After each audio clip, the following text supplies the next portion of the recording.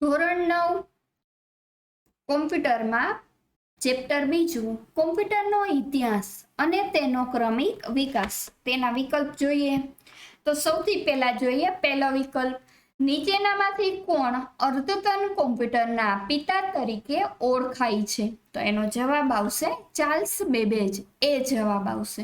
બીજું, નીચેનામાંથી એનિયાકનું પૂર્ણ સ્વરૂપ શું છે? એટલે કે એનિયાકનું પૂરું નામ પૂછ્યું છે.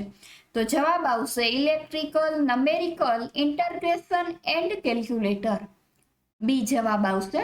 ત્રીજું, નીચેનામાંથી કઈ વસ્તુ વજનમાં ભારે, ઝડપમાં ધીમી અને ગરમી તથા જાળવણીની સમસ્યાઓ ધરાવે છે? જવાબ આવશે વેક્યુમ ટ્યુબ્સ, સી જવાબ આવશે.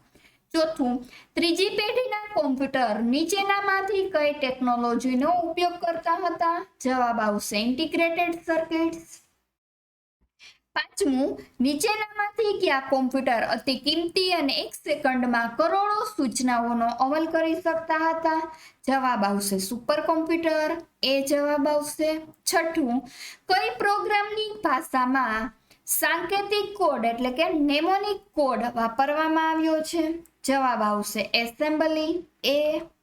સાતમું, જાવા, સી અને કોબોલ કયા લેવલની ભાષાનો ઉદાહરણ છે? જવાબ આવશે હાયર લેવલ લેંગ્વેજ છે આ બધી.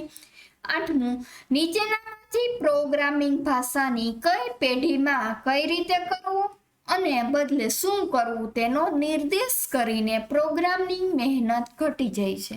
જવાબ આવશે ચોથી પેઢીમાં. નવમું, સમસ્યાને ઉકેલ લાવવા અને ધ્યેય પ્રાપ્ત કરવા માટે પ્રોગ્રામની કઈ પેઢીમાં એઆઈ ટેકનોલોજીનો ઉપયોગ કરવામાં આવ્યો હતો? જવાબ આવશે પાંચમી પેઢી. દસમું, ઓપરેટિંગ સિસ્ટમ એ કયા પ્રકારના સોફ્ટવેરનું ઉદાહરણ છે? જવાબ આવશે સિસ્ટમ સોફ્ટવેર પ્રકારનું ઉદાહરણ છે. 11મું, પગાર પત્રકનો વિનિયોગ કયા પ્રકારનો સોફ્ટવેર છે? જવાબ આવશે એપ્લિકેશન સોફ્ટવેર છે. 12મું, નીચેનામાંથી કયું સોફ્ટવેર હાર્ડવેરનું સંચાલન અને ધંધાકીય વિનિયોગ માટે કોમ્પ્યુટર હાર્ડવેર અને સોફ્ટવેર વચ્ચે એક સેતુનું કામ કરે છે? તો એનો જવાબ આવશે એપ્લિકેશન્સ. 13મું, જે કોમ્પ્યુટર દ્વિઅંકી પદ્ધતિમાં અંક 0 અને 1 ઉપર કાર્ય કરે છે તેને શું કહેવામાં આવે છે? તો એને ડિજિટલ કહેવામાં આવે છે. 14મું, જે કોમ્પ્યુટર અંકોને બદલે વોલ્ટેજના કંપવિસ્તાર અથવા તો કરંટ અથવા તો આવૃત્તિ અથવા તો ફેઝ ના સુરેખ મિશ્રણનો ઉપયોગ કરે છે તેને તમે શું કહે છો?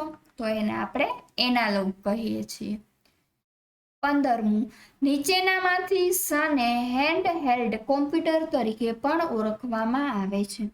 તોનો જવાબ આવશે પર્સનલ ડિજિટલ આસિસ્ટન્ટ, PDAS. તો મિત્રો, અહીં ચેપ્ટર પૂરું થઈ છે. Thank you.